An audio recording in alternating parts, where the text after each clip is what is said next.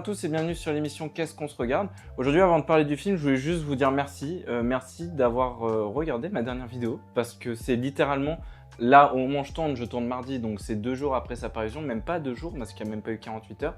Et la vidéo est déjà la vidéo la plus vue de la chaîne. Après, c'est pas non plus des millions de vues, mais en vrai, ça compte beaucoup pour moi étant donné que la vidéo ça a été beaucoup de taf. J'ai eu beaucoup de retours et tout et je voulais vous remercier par rapport à ça. Merci d'avoir pris le temps de regarder la vidéo, de me dire ce que vous avez aimé, ce que vous avez moins aimé. Parce que je suis pas du tout un expert en montage, donc c'est ultra important. Mais passons. Aujourd'hui, je vais vous parler d'un film que vous ne connaissez pas, ou alors c'est vraiment que vous êtes tombé dessus par hasard, hein, ça a été mon cas. Mais dont vous connaissez forcément les acteurs parce que ce film a un casting incroyable. Je comprends pas, en fait, la logique de ce film. Je parle du film Black and White.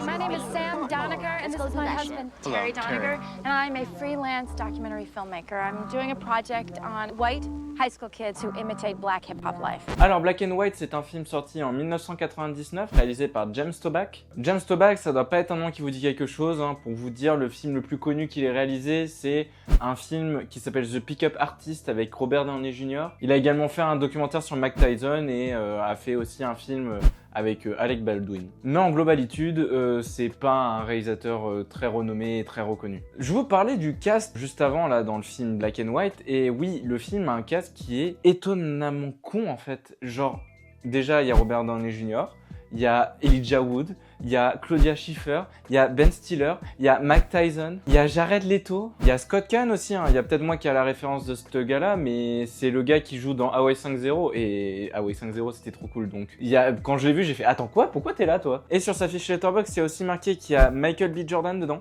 Après, je l'ai pas vu dans le film, je sais pas à quel moment il apparaît et il a l'air de jouer vraiment une figuration, mais il est dedans. Alors, l'histoire du film, c'est un peu compliqué. J'ai pas très bien la définition de film choral, mais on va dire que c'est une sorte de film choral parce qu'il y a énormément d'acteurs, il y a, on va dire, un peu de place pour tout le monde et en même temps pas assez de place pour tout le monde parce que les acteurs ont très peu de temps d'écran. Mais on va dire que d'un côté, tu as Rich qui essaye de faire de la musique et qui est, on va dire, un caïd de quartier qui contrôle tout le quartier. Son but, ça va être de réussir à faire produire sa musique dans des studios, machin bidule, et ils veulent pas trop le produire étant donné son passé criminel. Il est toujours criminel, hein, mais voilà, il veut se ranger, quoi. On a également une bande de jeunes qui s'approprient la culture afro-américaine en écoutant du hip-hop, en s'habillant pareil, etc., etc. De façon assez cliché, mais ça, on y reviendra tout à l'heure. On a également un duo de documentaristes qui viennent filmer ce groupe de jeunes qui s'approprie cette culture afro-américaine dans le but de montrer je sais plus trop quoi étant donné que c'est très flou et qu'au final ça n'a pas de conclusion. Et on a aussi un basketteur qui est pote avec Rich et qui va se faire soudoyer pour louper des paniers au basket. Alors je sais que ça peut paraître un peu confus tout ce que je viens de raconter là, mais le film est lui-même un peu confus. Et donc, qu'est-ce que j'en ai pensé de Black and White? Alors tout d'abord j'ai envie de comprendre comment ça se fait qu'un film avec un casting pareil existe. Comment un film que je vous le dis direct, il est très moyen, et même pas bien à certains moments, même s'il y a certains bons points dans le film que je reviendrai tout à l'heure. Le film a beaucoup de stars, mais des gens qui n'étaient pas stars à l'époque. On a Robert Downey Jr. qui, bon, il avait déjà sa carrière lancée, mais on n'était pas encore au niveau de lui qui va demander 75 millions de dollars pour jouer dans un film. On avait aussi Jared Leto qui, comme seul film notable dans lequel il avait joué avant ça, c'était Urban Legend et La Ligne Rouge. Bon, juste après, il va enchaîner avec Fight Club, même si c'est vraiment un second rôle. Mais voilà, il était personne à ce moment-là. Claudia Schiffer, c'est pareil, elle avait pas de film vraiment notable qui est sorti avant. Et Elijah Wood, à part son apparition dans Retour vers le futur, et je vois qu'il a joué dans Deep Impact, il avait pas encore joué dans Le Seigneur des Anneaux, donc il était pas devenu la star qu'il est aujourd'hui. En vrai, la seule personne pour moi qui était vraiment notable pour l'époque, c'était Ben Stiller. Et Ben Stiller, je ne comprends pas pourquoi il est dans ce film aussi. Parce que, je ne rigole même pas, il n'apparaît même pas sur l'affiche, alors que l'affiche, doit comporter une dizaine de noms. Et c'est de même, il y a Mike Tyson, je sais pas ce que vient foutre Mike Tyson dedans. Je sais pas s'il était déjà la personne qu'il était à ce moment-là, mais voilà, Mike Tyson, ça reste Mike Tyson, et quand tu regardes le film, je pense que oui, sans me remettre dans le contexte de l'époque, je pense qu'il était déjà bien connu. Mais je comprends vraiment pas du tout, c'est quoi ce casting de malade? Le ou la directrice de casting du film devait être visionnaire en fait, parce que toutes ces personnes-là ont pété après, j'ai envie de vous dire. Mais bon, passons au-delà de ce casting. Cette tripotée d'acteurs fait en sorte que bah le film possède un bon nombre de personnages. Et ça, c'est un problème vraiment récurrent de ce film, c'est que les acteurs et les personnages n'ont pas le temps de vivre dans le film. Je pense particulièrement à Elijah Wood, qui, je trouve, dans le film, joue vraiment beaucoup, parce que déjà d'une, il n'était pas forcément ultra connu à l'époque, et donc bah, l'envie de essayer de péter l'écran, et pour le coup, je trouve qu'il pète l'écran parce qu'on le voit très bien, mais en même temps, bah, son personnage n'est pas très important dans l'histoire. Et je comprends pas pourquoi lui a été casté dedans. Je comprends pas pourquoi Ben Stiller a été casté, Mike Tyson. Genre, Mike Tyson joue Mike Tyson dans le film. Vraiment, les personnages sont d'une illogicitude des fois.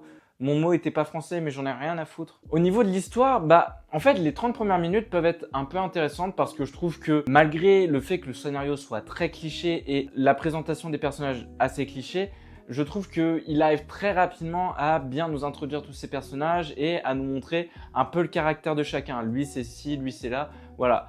On comprend très rapidement chaque but de chaque personnage, on va dire. Et en même temps, bah, avec l'arrivée des deux documentaristes là qui veulent faire un documentaire sur le groupe de jeunes qui s'approprient la culture afro, je trouve ça intéressant parce qu'ils, au début surtout, posent des questions assez pertinentes sur bah, l'appropriation culturelle, etc., etc. Et moi-même, ça m'a fait poser des questions par rapport à ça, vu que j'écoute énormément de rap, de hip-hop, que j'aime beaucoup des films qui parlent des ghettos, des quartiers. Je pense, j'adore La Cité des Dieux, La Haine, etc., etc. Pourtant, j'ai jamais vécu là-bas. Est-ce que je vis ça par procuration? Et c'est ce que pose comme question le film. Avec Rich qui parle beaucoup de, en fait, ces gens-là pensent savoir ce que c'est alors qu'ils n'y ont jamais vécu et il n'y a que les gens qui y vivent qui savent ce que c'est. Et pour le coup, ouais, les 30 premières minutes du film, malgré d'énormes défauts de réal et tout ça, bah ça questionne sur certaines choses et je trouve ça intéressant. Pas forcément la manière dont c'est mis en scène ni la façon dont c'est mis en texte, mais le fait juste que ça s'interroge là-dessus, je trouve ça plutôt intéressant. Mais en fait, le film, au bout de 30 minutes, oublie ses questionnements, oublie l'idée qu'il avait de transmettre quelque chose et devient en fait un peu un but de lui-même. Parce que le film, en voulant parler des clichés tout en étant un peu cliché, bah en arrêtant de parler des clichés, il devient encore plus cliché. Désolé pour l'utilisation du mot cliché, mais vous voyez ce que je veux dire. Et c'est bien dommage parce que vraiment, sur la dernière heure, j'étais en train... Bon, c'est quand que ça repart parce que ils avaient lancé des sous-intrigues dans les 30 premières minutes, mais tu pensais que ces sous-intrigues allaient mener quelque part, et en fait, durant toute l'heure qui suit après, les sous-intrigues avancent, mais le sujet de fond et ce que c'est censé raconter ne raconte pas grand-chose. Et au-delà de ça, le film n'a aucune tension, j'ai pas eu de moment où j'ai réellement stressé, pas de moment où j'ai eu peur, pas de moment où j'étais émerveillé. Et dans cette dernière heure, le film est vraiment sans saveur. Le film avance, hein, oui, il avance sur ses intrigues, mais il avance pas sur son idée et ça casse les couilles. Parce que, malgré le fait que c'était mal fait, et bah, le film avait quand même quelque chose derrière lui. Et quand cette chose est abandonnée, et bah, le film perd quasiment tout intérêt. Parce que passons sur le scénario cliché, comme je le dis, et le message qui est oublié au bout de 30 minutes, le film est pas bien. Parlons par exemple de son montage. Le film utilise beaucoup le jump cut. Le jump cut est vraiment très mal utilisé dans le film. J'ai plus l'impression que c'est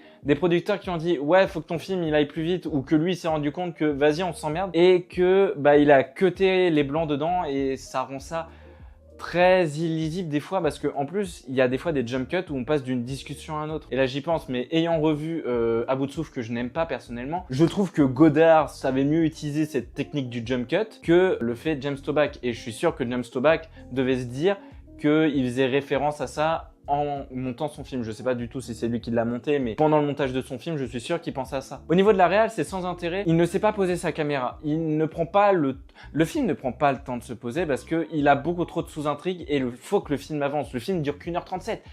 Faut que ça avance, faut que ça aille vite. Et donc, je ne crois pas me rappeler d'un plan sur trépied durant tout le film. Et des fois, ça peut être très bien hein, d'avoir que de la caméra à épaule ou la caméra qui bouge pendant tout son film. Mais là, même sur des phases toutes connes de dialogue, il ne peut pas s'empêcher de faire un petit pan comme ça, de légèrement bouger la caméra. Ce qui fait que ça rend ça très chiant et tu te dis, non mais film, des fois, vu que t'avances déjà vite, prends le temps de te poser. Et même le rythme étant dans le style, j'ai beau vous dire que ça va vite, franchement, des fois, on se fait chier parce qu'il y a des scènes qui, pour moi, n'ont pas d'importance. Et puis, film qui parle de culture afro-américaine et surtout de hip-hop et de rap, il y a plusieurs moments où ça rappe, bien sûr. Personnellement, j'ai regardé le film en VF, je regrette. Je regrette parce que Ok, ils ont réussi à faire les rimes et tout, mais les moments rap, yo... Non, c'était nul à chier. Et puis, pour moi, il y a un énorme défaut dans ce film, vraiment un énorme, c'est sa fin. Sans spoiler, le film fait beaucoup de choses, avance beaucoup, toutes ces sous-intrigues commencent à se résoudre, et d'un coup, il y a plein de trucs, et tu te dis, attends, mais il reste genre 5 minutes 5 minutes comptant quasiment le générique. Comment tu finis ton film, là? Genre, tu vas pas me dire que tu finis comme ça, là, en mode... ouais, on s'en fout. Je veux pas forcément une happy ending ou une connerie dans le genre, mais je veux une fin, quoi. Je veux un truc qui se finit. Et vous allez pas me croire, mais le générique, genre, la dernière action, la dernière sous-intrigue commence indirectement à se finir, on va dire. Et là, on a écran noir, 6 mois plus tard. Et il balance le générique avec des images, un montage un peu années 2000, où t'as toutes les résolutions, genre, oh, 6 mois plus tard, bon, ça se passe bien pour eux, et puis ça se passe bien pour eux. Et t'es en mode, mais quoi? Genre, vraiment, je pense que personnellement, c'est la pire manière de finir un film que j'ai vu de ma vie. Comment ça, tu finis ton film durant le générique? Laisse ton film finir tranquillement, quitte à rajouter 10 minutes. Même si le film, pour moi, est déjà un peu trop long sur certains points, laisse le temps de ton film de finir. Ne balance pas le générique comme ça, parce que en même temps, il y a le texte, et en même temps, on dirait que t'en as rien à foutre de ton film, vu que t'en as rien à foutre de sa fin. Tu le balances dans ton générique. Non, vraiment, en vrai, j'ai envie de vous dire de regarder le film, surtout pour sa fin, parce que c'est complètement hallucinant de finir son film comme ça. Comment ça se fait qu'il y ait personne qui lui dise « Mec, non, tu finis pas ton film comme ça !» En plus, après la conclusion, t'as une sorte de faux clip de rap de merde, là, où, regarde, on est sur un toit à côté d'une plage, et genre, on a réussi dans la vie, et oh, ta mère. Bon, parlons quand même des autres bons points du film. J'ai envie de parler de Mike Tyson, parce que je l'ai trouvé très bon dans le film. Je trouve que c'est le personnage qui apporte le plus de choses dans l'histoire, qui a une bonne réflexion, qui a une bonne écriture indirectement. Et pour le coup, franchement, Mike Tyson m'a étonné. Pour d'autres trucs qui sont hallucinants, parlons du DVD. Dans le DVD, le premier nom qu'on voit apparaître, c'est Robert Downey Jr. Robert Downey Jr. Comment ça se fait que Robert Downey Jr. a littéralement moins de temps d'écran que Ben Stiller, qui n'apparaît même pas sur la pochette?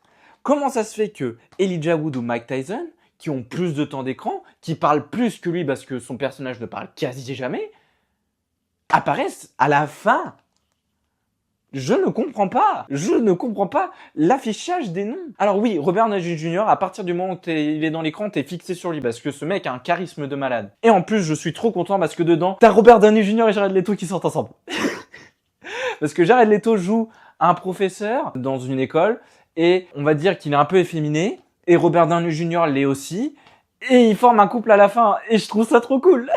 Genre Robert Downey Jr. et Jared Leto ensemble, je trouve ça incroyablement trop cool. Mais pour repartir sur l'illogicitude, encore un mot que j'invente, de cette affiche, Jared Leto, il apparaît là. Jared Leto, il a encore moins de temps d'écran que Robert Downey Jr. Et pour reparler du fait que c'est illogique, Jared Leto, qui apparaît là, a moins de temps d'écran que plein d'autres acteurs qui sont affichés plus bas, et il a encore moins de temps que Robert Downey Jr., auquel je disais qu'il y avait très peu de temps. Il doit avoir 2 minutes de temps d'écran vraiment à tout péter. Alors que j'ai acheté ce DVD pour Robert Downey Jr. Je voulais voir Robert Downey Jr. Il est en milieu de l'affiche, il est le premier nom, et c'est même pas le mec qu'on voit le plus. On voit plus Ben Stiller qui n'apparaît même pas sur l'affiche ni dans les noms. Je ne comprends pas cette putain d'affiche. Bon, sinon, par rapport au DVD, j'ai chopé le DVD dans un vide-grenier, je crois que je l'ai eu pour 50 centimes. Je ne connaissais pas du tout le film, je ne connaissais pas, en fait rien du tout, je connaissais pas le réal. Je connaissais juste, je voyais, attends, il y a Elijah Wood, il y a Robert. Putain, ça doit être un bon film, sa mère. Et donc je l'ai pris. Comme vous l'avez vu, j'ai pas trouvé le film vraiment excellent, même si le questionnement qu'il se pose au début peut être intéressant, même si très mal fait, assez cliché, et vraiment il y va pas de main morte, et fait vraiment dans l'abus. Mais en même temps, est-ce que c'est pas dans l'abus qu'on voit encore plus la chose? À chacun sa volonté de le voir. Malgré que le film est pas oufissime, j'ai envie de vous dire, testez l'expérience, dans le sens où vraiment la fin est tellement hallucinante de débilité et du fait que j'ai jamais vu un film se finir comme ça, et tu t'as pas à finir un film comme ça, que j'ai envie juste que vous voyez ça et que vous vous dites « Attends, quoi ?» En vrai, je vous conseille le visionnage du film. C'est pas bien, il y a beaucoup de défauts, c'est pas ultra bien fait, que ce soit au niveau de l'écriture, du montage, de la réal, de la photo, il y a beaucoup de défauts dans le film. Mais je trouve que c'est assez intéressant de le regarder quand même. Le film est pas forcément non plus long, il dure 1h36. Et pour finir sur le DVD, donc le DVD, j'ai réussi à choper paix. Je sais même pas comment, étant donné que le film est vraiment pas du tout connu. Hein. Genre pour un film avec Downey Jr. et tout, il a 9000 personnes, je crois, qui l'ont vu sur Letterboxd. En vrai, la police d'écriture du truc fait un peu cliché rap. Et bah même le DVD du film, ça fait assez cliché CD rap, je trouve. Mais voilà. Alors, pour conclure, allez voir ce film. Je vous le conseille pas forcément. Si vous n'avez pas le temps ou si vous avez d'autres films à aller voir ces autres films. Parce que c'est pas non plus bien, hein, pour vous dire, j'ai mis 1,5 sur 5 sur Letterboxd. Mais à comparaison de Gangster Squad, auquel j'ai mis 2,5, mais dont je trouvais que le film n'avait littéralement aucune saveur, là, étant donné que Black and White n'est pas vraiment un film de studio, dans le sens où c'est pas un film qui est censé faire du pognon derrière, du moins quand tu vois le truc, bah c'est assez intéressant à regarder parce que malgré les énormes défauts, il y a une volonté derrière de faire quelque chose. Et voilà. Je vous remercie d'avoir regardé cette vidéo. Merci encore à vous d'avoir aussi regardé la vidéo sur Orelsan. Je suis trop content qu'elle marche comme ça. Je sais que c'est très peu en vue comparé à ce que font d'autres gens.